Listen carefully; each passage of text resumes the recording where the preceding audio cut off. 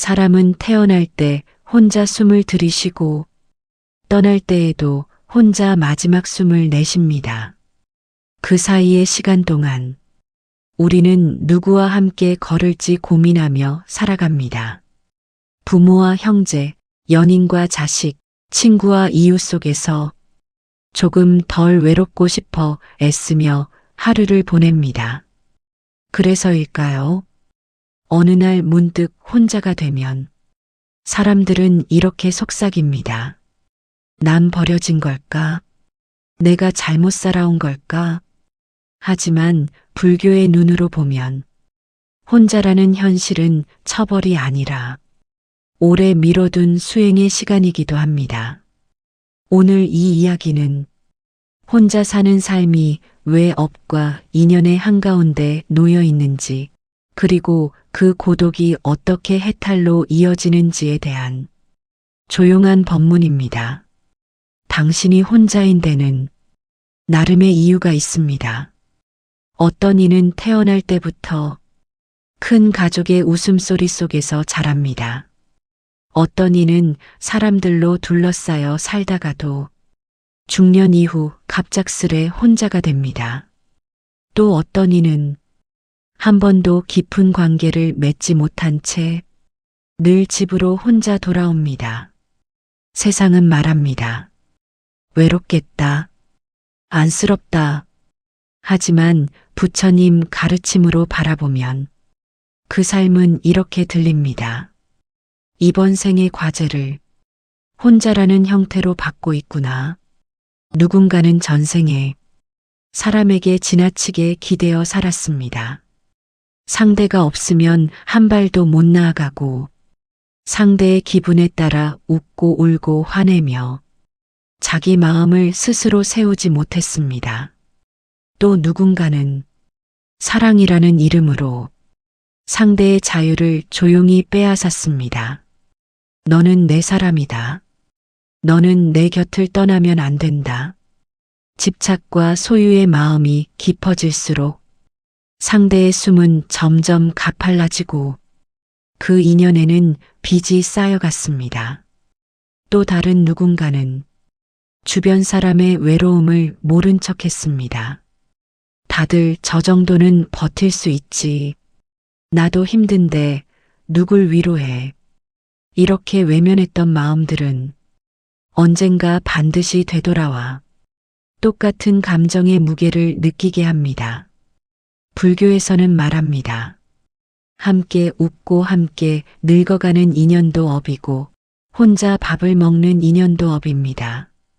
전생에 얽히고 설킨 인연을 정리하고 집착과 소유의 버릇을 끊어내기 위해 이번 생에 혼자서 살아가야 하는 이들이 있습니다. 그들은 실패자가 아니라 가장 어려운 과제를 맡은 수행자입니다. 혼자 사는 하루는 겉에서 보면 단순한 일상의 반복처럼 보입니다. 아침에 눈을 뜨고 조용한 방에서 밥을 차려 먹고 일을 마치고 돌아와 혼자 불을 끄고 눕는 밤. 하지만 그 시간 속에서 보이지 않는 공부가 계속되고 있습니다. 누구에게도 기대지 못하기에 마음은 조금씩 단단해집니다. 오늘 힘들었어도 그래도 여기까지 온 건 나야. 이렇게 스스로를 일으켜 세우며 자기 자신을 의지하는 힘이 자랍니다. 지켜주는 이가 없기에 영혼은 조금씩 자유로워집니다. 누군가 나를 붙잡아주지 않아도 나는 여전히 걸을 수 있구나. 그 사실을 깨닫는 순간 관계에 매달리던 마음의 끈이 살며시 느슨해집니다. 사람들 사이에 있을 때 우리는 종종 역할로 살아갑니다. 착한 자식, 성실한 직원, 배려 깊은 친구, 의지할 만한 부모, 기대에 맞춰 웃어야 하고 상대의 눈치를 보며 말해야 하기에 진짜 얼굴을 마주하기 어렵습니다. 그러나 혼자 있는 시간 속에서 가면들은 하나둘 벗겨집니다. 사실 나는 무엇을 두려워하는가? 무엇이 이렇게 서러운가? 진짜 원하는 삶은 무엇인가? 아무도 묻지 않지만 마음이 스스로에게 질문을 던지기 시작합니다. 바로 이때부터 고독은 벌이 아니라 거울이 됩니다.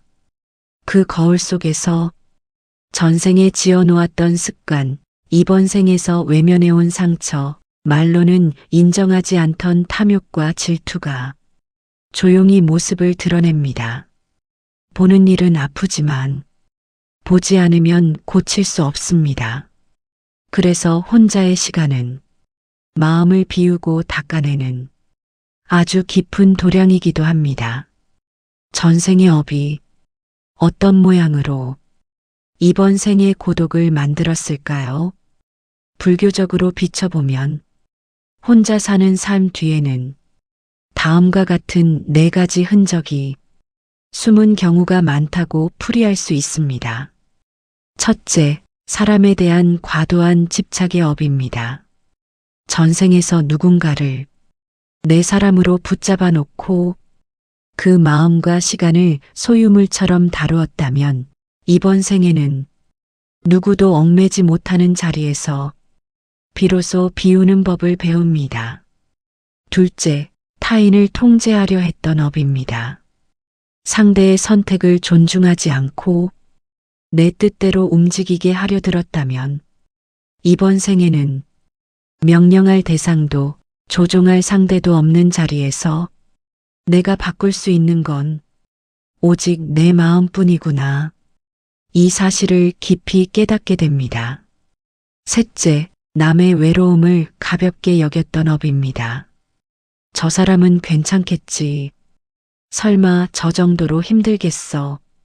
그렇게 누군가의 눈물을 지나쳤다면 이번 생에는 그 사람이 느꼈을 외로움을 내 몸과 마음으로 체험하게 됩니다. 그 체험은 우리를 더 자비로운 사람으로 만들기 위한 공부입니다. 넷째, 책임에서 도망쳤던 업입니다.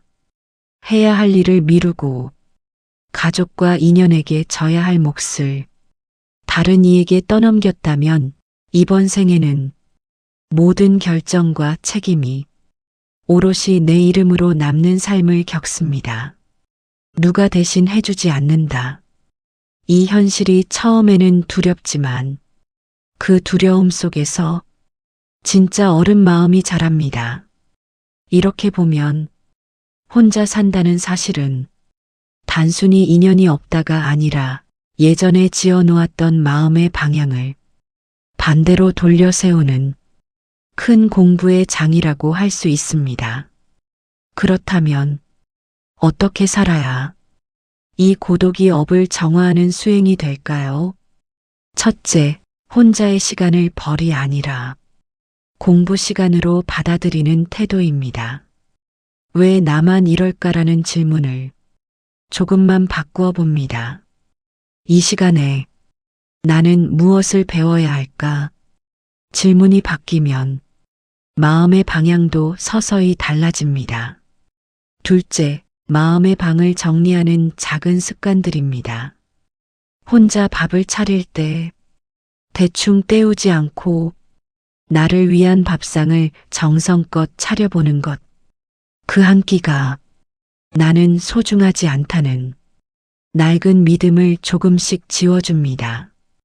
밤에 불을 끄고 누웠을 때 하루 동안 가장 힘들었던 순간을 떠올리고 그때의 나에게 말 건네는 것. 그래, 그때 참 버겁지 않았니? 그래도 끝까지 버텨줘서 고마워. 이 짧은 한마디가 다른 누구의 위로보다 깊게 스며들기도 합니다. 셋째, 혼자 있을 때의 생각을 가만히 들여다보는 연습입니다. 사람들 눈을 의식하지 않아도 되는 시간에 내 머릿속에 어떤 말이 하루 종일 흘러다니는지 살펴보는 것. 난 역시 부족해. 나는 틀렸어. 이런 말들이 반복되고 있다면 그 말들을 부처님 앞에 조용히 올려놓습니다. 이런 생각이 제 마음을 괴롭히고 있습니다. 이제는 놓을 수 있도록 도와주십시오. 생각을 있는 그대로 인정하고 조용히 흘려보내는 것. 그것이 참회의 시작이고 마음 청소의 첫걸음입니다. 넷째, 세상 모든 고독을 함께 껴안는 기도를 올려보는 것입니다. 지금 이 순간 어딘가에서 혼자 밥 먹는 사람들, 혼자 아픈 밤을 견디는 사람들, 혼자 눈물 닦는 사람들에게 같은 빛이 비추기를 나 하나로 끝나지 않는 이 마음이 업을 복으로 바꾸는 씨앗이 됩니다. 혼자 있는 사람은 보이지 않는 곳에서 아주 큰 싸움을 하고 있습니다. 남과의 다툼이 아니라 자기 마음과의 싸움입니다. 외로움에 휩쓸릴 것인가, 그 외로움 안에서 나를 볼 것인가, 원망으로 시간을 태울 것인가, 이 시간을 수행으로 바꿀 것인가. 매일 밤 마음은 이 갈림길 앞에 서 있습니다. 지칠 때도 있고 주저앉고 싶은 날도 있지만 그럼에도 다시 일어나 하루를 살아내는 당신은 이미 수행자의 길 위에 서 있습니다. 세상은 혼자의 삶을 결핍이라고 부를지 모릅니다. 하지만 불교는 말합니다. 그대는 남이 할 수 없는 수행을 하는 이다. 남이 가지 못하는 길을 걷는 이다. 남이 얻지 못할 깨달음을 준비하는 이다. 고독이 깊을수록 마음의 그릇은 넓어집니다. 아무도 나를 이해해주지 않는 것 같을 때 우리는 비로소 다른 이의 외로움을 이해하는 눈을 갖게 됩니다. 아, 저 마음도 이만큼 무거웠겠구나. 이 깨달음이 쌓일수록 당신의 자비는 조용하지만 깊게 자라납니다. 언젠가 다시 누군가가 당신의 삶에 들어올 때 당신은 예전처럼 상대를 소유하려 들지 않을 것입니다. 잡지 않아도 떠나보낼 수 있어도 여전히 사랑할 수 있는 마음, 함께 있어도 혼자 서 있을 수 있는 마음, 그 마음이 바로 해탈을 향한 사랑의 모양입니다. 기억하십시오. 혼자라는 자리는 버려진 자리가 아니라 선별된 자리입니다. 시끄러운 세속의 소리를 조금 내려놓고 마음의 성장을 준비하라는 부처님의 초대일지 모릅니다. 연못의 연꽃은 깨끗한 물에서 자라지 않습니다. 진흙과 탁한 물을 뚫고 나와 가장 맑은 꽃을 피웁니다. 당신의 고독 또한 그렇습니다. 삶의 진흙처럼 느껴지는 이 시간 속에서 당신 마음의 연꽃은 조용히 뿌리를 내리고 있습니다. 아직 눈에 보이지 않아도, 아직 꽃망울이 맺히지 않아도 당신이 오늘 한숨 대신 한 번 더 버틴 그 순간, 원망 대신 조금이라도 감사의 마음을 떠올려 본 그 순간, 절망 대신 다시 한번 자신을 일으켜 세운 그 순간마다 연꽃의 줄기는 조금씩 위로 자라나고 있습니다. 언젠가 이 시간이 지나 돌아보게 될 날이 오면 당신은 알게 될 것입니다. 그때의 고독이 지금의 나를 만들었구나. 혼자라는 길 위에 서 있는 당신, 고개를 숙이지 마십시오. 스스로를 부족한 사람이라 판단하지 마십시오. 당신은 지금 부처님이 허락하신 아주 귀한 수행의 길 한가운데 서 있습니다. 그 고독을 품어주십시오. 그 침묵을 사랑해 주십시오. 그 눈물을 존귀하게 바라봐 주십시오. 언젠가 그 눈물은 다른 누군가의 상처를 씻겨줄 물이 되고 당신의 고독은 수많은 이들의 마음을 비추는 등불이 될 것입니다. 그러니 오늘도 당신의 속도로 걸어가십시오. 비록 혼자 걷는 길 같아도 그 길 위에서 당신의 마음은 조용히 부처의 마음을 닮아가고 있습니다. 혹시 오늘 이야기가 외로운 마음의 작은 등불이 되었다면 구독과 좋아요로 마음을 나눠주세요. 당신의 한 클릭이 저에게는 계속 법문을 이어갈 큰 힘이 됩니다. 혼자가 아닌 길, 우리 함께 걸어가요.